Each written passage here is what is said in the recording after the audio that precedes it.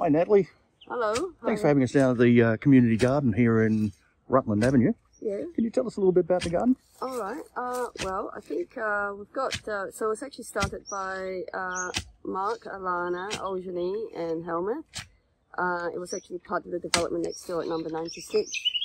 So it was meant to be like an eco-friendly environment development, pretty much ahead of its time.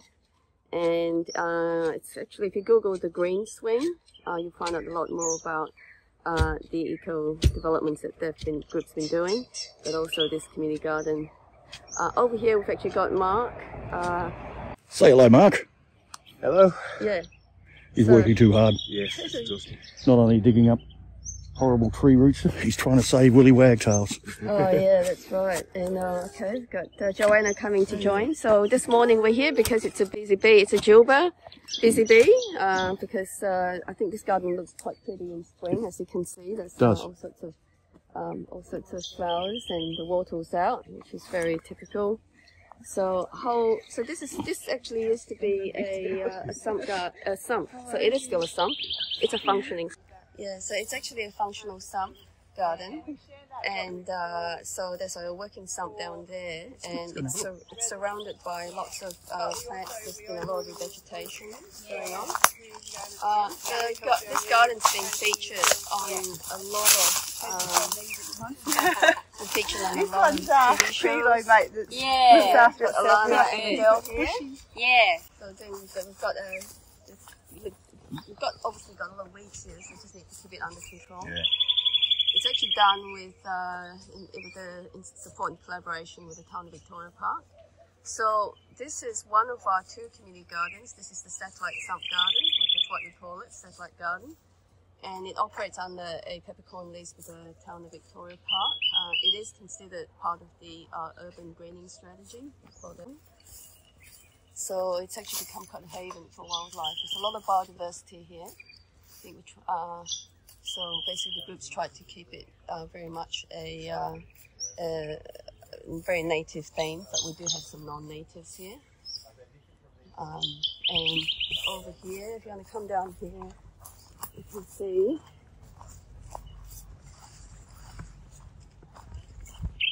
so when people think of Victoria Park Community Garden, they usually think of the one on Albany Highway, and that's our main fruit growing garden, and that's the one that we usually, that's our base, I guess, and this is the satellite.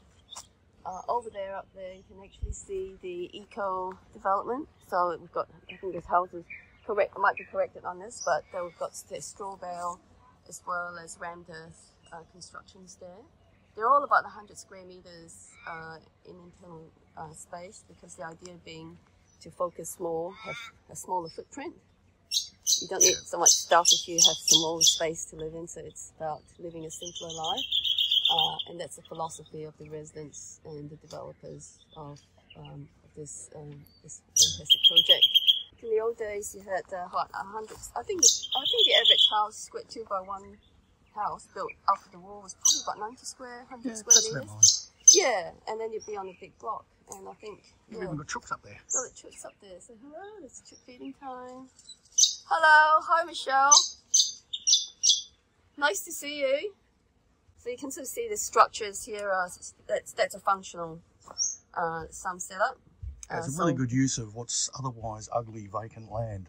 Yeah, that's right. And over here you can see where the water line, when it does flood, the few times it does flood, it basically comes up to there. So I think sometimes, so basically, yeah, so it does flood. So we work under strict safety rules as well, under the terms of our agreement with the council.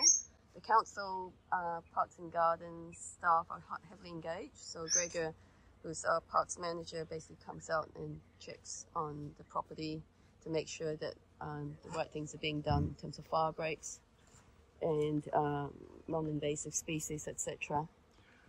I take it it's closed off. People can't just wander in. Because of the sump, the fact that it's actually an operating sump, no. So, but community garden members, so if you're a member of the community garden, you are given the security access to come in, and you can come in anytime you want, as long as it's not flooding or raining at the time. So those are the rules for coming to this garden. I'm afraid we lost a little bit of the video at the end there. But thank you, Natalie, for inviting me down to your sump garden. Sounds interesting, doesn't it? A sump garden. I strongly suggest if you've got a local community garden in the area, get involved, even if you can't do much, if you're busy yourself. It's always interesting to pop in and just see what's going on and maybe lend a hand when you can. Great for the community, great for the environment, and get you outdoors. All right. Thanks again, guys, down at Sump Garden. Look forward to giving you some more natives. Enjoy life. I'll catch you in the community garden.